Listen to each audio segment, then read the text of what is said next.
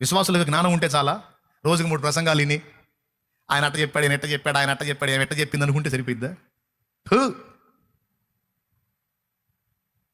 అది కాదు, అంతవరకే కాదు.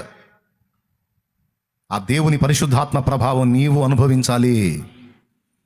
దేవుని ఎరిగిన ప్రతి విశ్వాసి శక్తితో నింపబడాలి, ప్రభావంతో నింపబడాలి, దేవుని జీవంతో నింపబడాలి.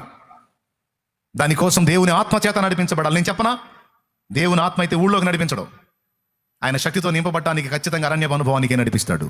ఇది ఒరిజినల్. నీవు ఒక ఆడబిడ్డవైతే ఏకాంతంగా ఒక గదిలోనికి నిన్ను ప్రేరేపిస్తాడు. పద, నడు నడు నడు, వెళ్ళు, తలపై కూర్చో, మర్రపెట్టు. మనం ఎప్పుడో ఒకసారి ఒక పాట పాడి వదిలేస్తున్నాం, జీవనదిని నా హృదయములో. అది కూడా ఏకాగ్రత ఉండదు, పాడుండదు. అది కూడా ఎట్ట పాడతారు తెలుసా? దేవనదిని నా హృదయలో. ఆడోళ్ళు ప్రవహింపజే, ఏం పాడుతున్నారో కూడా పట్టించుకోరు. ఆ గుండెలో ఆశ ఉండదు, ఆరాటం ఉండదు, ఏదో ప్యాకెట్. నిజంగా దేవుని ఆత్మ ద్వారా ప్రేరేపించబడి ఆ ప్రభావంతో నింపబడి నిజంగా అడగాల ఆ మాట. ఒకప్పుడు దేవుని యందలి విశ్వాసం ఉంచిన తొలి దినాల్లో దేవుని జీవాన్ని పొందుకున్నాం.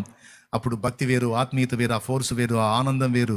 అప్పుడు మనలో నుండి బయలు వెడలిన దైవ వాక్కు వేరు, ఆ ప్రభావం వేరు. కానీ ఇప్పుడు ఏమైపోయింది? ఆ జీవం తరిగిపోయింది. ఆ జీవం తరిగిపోయి జీవించుచున్నావన్న పేరు మాత్రం ఉంది, కానీ నీవు మృతుడవే అన్న స్థితికి వెళ్ళిపోయింది. సేవకుల బతుకు, విశ్వాసుల బతుకు, పరిచారకుల బతుకు. ఇప్పుడు మళ్ళా దేవుని పాదాలను ఆశ్రయించి, దేవుని పాదాలు పట్టుకుని మళ్ళా తిరిగి బ్రతికించమని దేవుణ్ణి, తిరిగి జీవంతో నింపమని దేవుణ్ణి వేడుకోవాల్సిన పరిస్థితి ఉంది. పిల్లరా, భక్తులు ఎవరి ప్రేరణతో అరణ్యానికి వెళ్ళారు? వాళ్ళని అరణ్యానికి తీసుకెళ్ళింది ఎవరండి? పెద్దగా చెప్పండి. ఎవరి ప్రేరణ? యేసునే చూడండి మీరు. మత్తయి సువార్త చూసినా, మార్కు చూసినా, లూకా చూసినా, ఆయన ఆత్మ చేత అరణ్యమునకు కొనిపోబడి అరణ్యములో 40 దినములు. లూకా సువార్త 4వ అధ్యాయం చదువు. నందు నుండి తిరిగి వచ్చి 40 దినములు ఆత్మచేత అరణ్యములో నడిపింపబడి అపవాది చేత శోధింపబడుచుండెను. ఆ దినములలో ఆయన ఏమీ తినలేదు. అవి తీరిన తరువాత ఆయన ఆకలి. చాలు, అక్కడే ఉండు నువ్వు. అట్లా ఆ అధ్యాయాన్ని తీసుకొని ఉండు.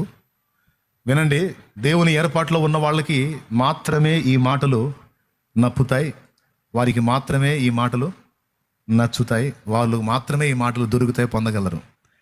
ఆ ఏర్పాట్లో, ఆ కృపలో లేని వాళ్ళకి ఇది లభించదు. ఇది వారి కర్మ. ఈ పాయింట్ని గమనించండి.